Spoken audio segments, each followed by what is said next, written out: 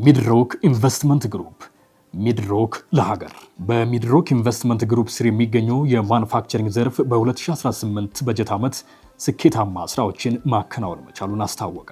ዘርፉ ባለፉት ሳምንታት የ2018 ዓ.ም በጀት ዓመት የሥራ አፈጻጸምን ከእያንዳንዱ ድርጅት ጋር ሲገመግም ከቆየ በኋላ ሐምሌ 30 ቀን 2018 ዓ.ም የሁሉም ድርጅቶች ሥራ አስኪያጆች፣ ኃላፊዎችና የግሩፕ ዋና ሥራ አስፈጻሚ አቶ ጀማል አህመድ በተገኙበት የማጠቃለያ ግምገማ አድርገዋል። የግምገማ ሪፖርት እንደማያመለክተው በማኑፋክቸሪንግ ዘርፍ ስር ያሉ ሁሉም ድርጅቶች የምርት ዕቅዳቸውን 112 በመቶ የፈጸሙ ሲሆን ይህም ካለፈው ዓመት ተመሳሳይ ወቅት ጋር ሲነጻጸር 52 በመቶ የምርት እድገት አለው።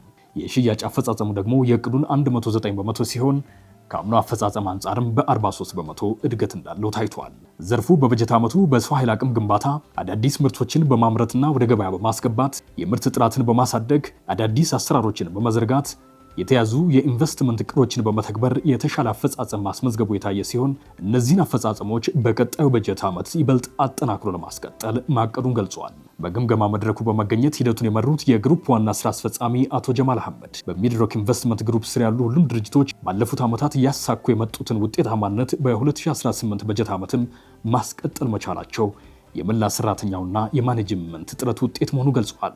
አቶ ጀማል በማኑፋክቸሪንግ ዘርፍ የታየው የምርት ጥራት፣ የሽያጭ፣ የወጪ ቅነሳና ትርፋማነት እንዲሁም ውጤታማነት የዚሁ አካል እንደሆነ በመግለጽ በዘርፉ ስር ባሉ ድርጅቶች ለመጣው ውጤት እውቅና ሰጥተዋል። ዋና ስራ አስፈጻሚው ማኑፋክቸሪንግ ዘርፉ አሁን ካለው የአቅም አጠቃቀም በተሻለ መፈጸም እንደሚገባው የገለጹ ሲሆን መጪው ጊዜ ጠንካራ ውድድር የሚኖርበት መሆኑን በመገንዘብ ራስን በአሰራር አጠንክሮ ለውጤት መዘጋጀት እንደሚያስፈልግም አሳስበዋል።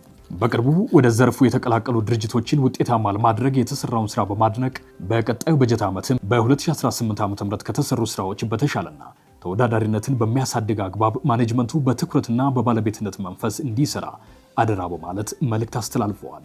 አቶ ጀማል አህመድ ሚድሮክ ኢንቨስትመንት ግሩፕ በማኑፋክቸሪንግ፣ በኮንስትራክሽን እና ሪል ስቴት፣ በግብርና፣ በማዕድን፣ በንግድና በሆስፒታሊቲ ዘርፎች በመሰማራት ከዓመታዊ ትርፉ 10 በመቶ ለማህበራዊ ኃላፊነት በመመደብ እየሰራ የሚገኝ ታላቅ ተቋም ነው። ሚድሮክ ኢንቨስትመንት ግሩፕ የሀገር ሀብት